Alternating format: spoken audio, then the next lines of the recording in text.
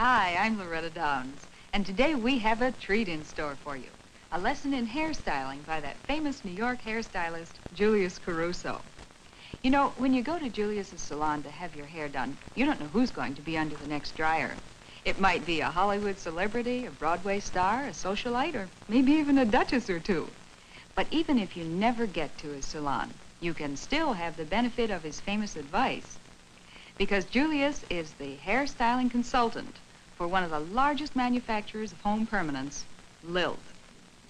The little instruction booklet, you know, that comes along with every push-button home permanent waving kit, that's Julius's work. It's right from his collection. And now let's meet him, Julius Caruso. Hello, Loretta. Hi, it's a pleasure to have you with us. Thank you. It's nice being here. Well, what are you going to talk to us about today? Well, we're going to go into 3 areas today. One is the roller arrangement, the brush out, and the permanent underneath. I see. Well, I also see that you have our gal here set up with rollers. Is that where we start? Yes. You'll notice here I'm using 3 size rollers.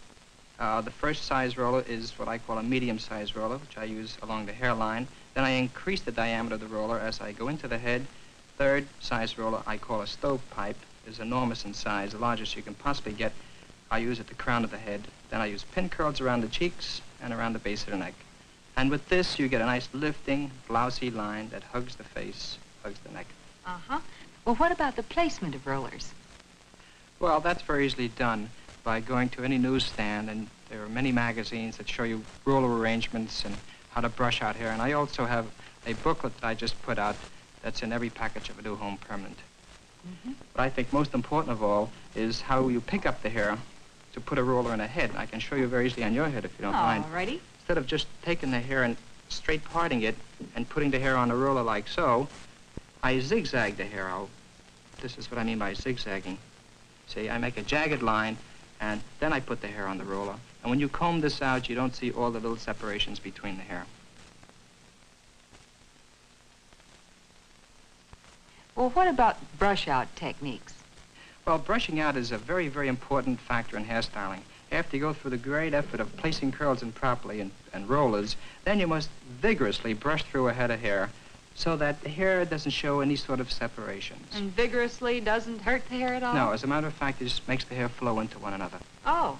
Well, I've heard you talk about back combing and back brushing. Would you tell us about them and what's the difference? Yes, back brushing is to get certain effects.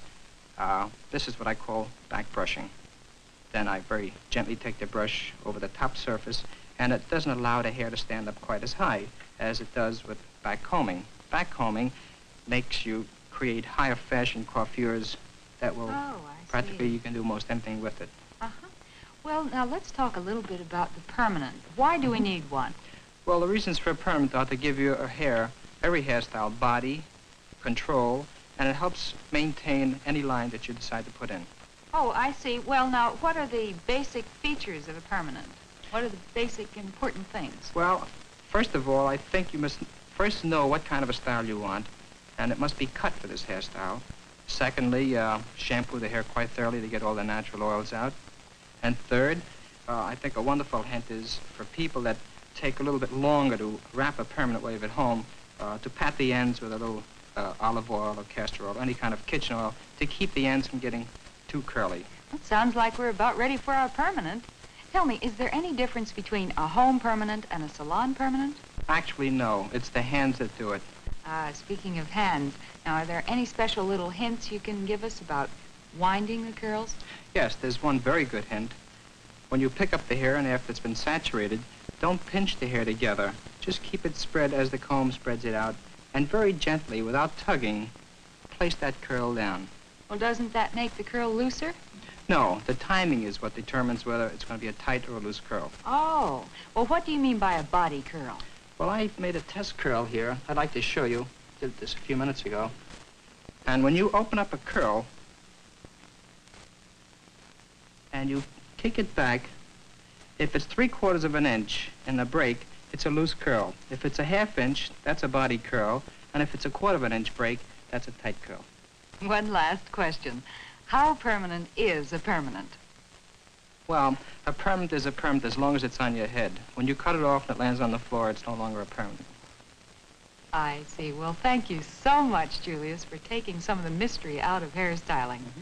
This has been Julius Caruso, stylist for the Broadway and Hollywood stars and high society, and special consultant for Lilt Home Permanents.